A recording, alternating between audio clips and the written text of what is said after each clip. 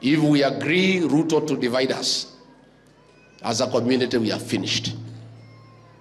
We face extinction. And the only way for us to stay afloat as a people is to make sure we remain united. Unaona wanatafuta Kalonzo kila wakati. Wanadhani Kalonzo anaweza kuachana na Rigathi na Martha na JB Muturi, ndio sasa Wakikuyu wanyoroshwe tena. Now I have very bad news for them.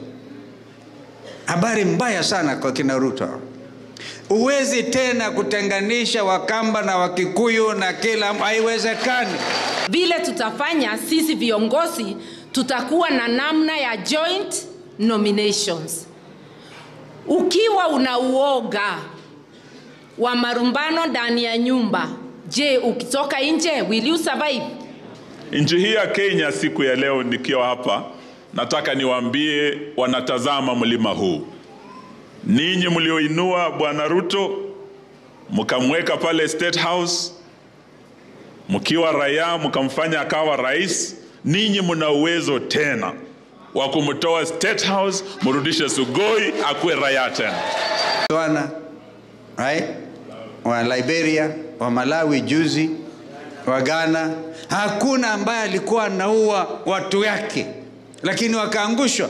Huyu wetu anamaliza watoto. People can't even wait. This is why my brother, even this one term, watu wanasema hii one term ingekuwa leo afadhali.